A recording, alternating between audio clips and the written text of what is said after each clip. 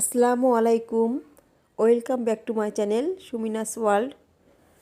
আজকে আপনাদের জন্য আমি নিয়ে এসেছি নতুন একটি রেসিপি। এটা হচ্ছে ডিম পাউরুটির নাস্তা। ডিম দিয়ে এই পাউরুটির নাস্তাটা সবাই পছন্দ করে থাকে। পাউরুটির যে স্যান্ডউইচটা আমরা করে থাকি সেটা হচ্ছে একটা আলাদা ধরনের নাস্তা, আর এটা হচ্ছে মিষ্টি জাতীয় একটা নাস্তা। এটা ঘরে থাকা উপকরণ দিয়ে খুবই অল্প সময়ে করে নেওয়া যাবে। আমি সব সময় ঘরে থাকা উপকরণ দিয়ে করার চেষ্টা করি। সাধারণত ডিম, পাউরুটি, চিনি, দুধ এগুলো সবার ঘরে থাকে। চলুন তাহলে দেখে নিই আমাদের কি কি লাগছে। আমাদের লাগছে পাউরুটি। আমাদের এই স্যান্ডউইচ পাউরুটি আপনারা বড় বড় সুপার শপে পেয়ে যাবেন। এখন এই পাউরুটির পাশের এই লাল অংশটা আমরা কেটে নিব।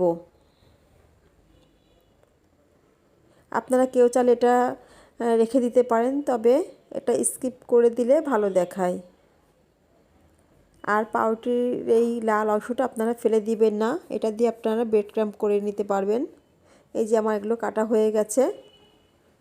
এখন আমি এর মাঝখান থেকে কেটে নিব স্যান্ডউইচের মতো করে, এটা দেখতে ভালো দেখাবে।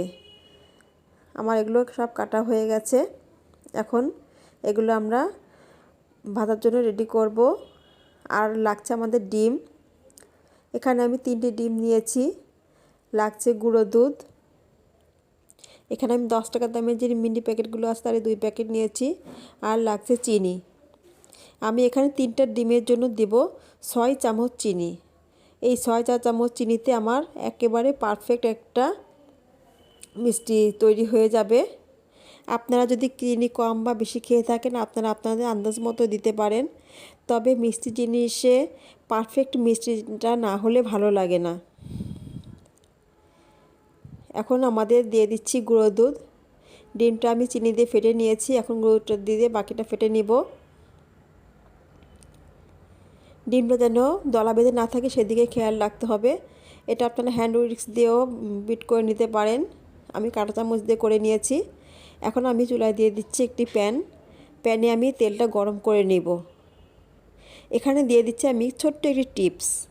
এই তেলটা আপনারা কখনো খুব বেশি গরম করে নেবেন না, হালকা গরম করে নিতে হবে, তা না হলে পাউরুটিটা পুড়ে যাবে। কারণ এতে ডিমের সাথে চিনি দেওয়া আছে, তাহলে কালারটা ভালো আসবে না।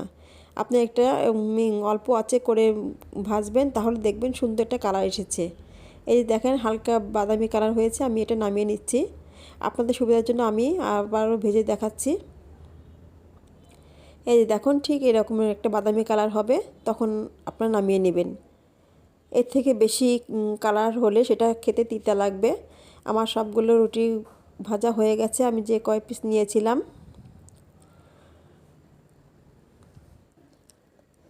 দেখুন এই পাউরুটি ডিমের নাস্তাটি দেখে এখনই খেতে ইচ্ছা করবে সবারই।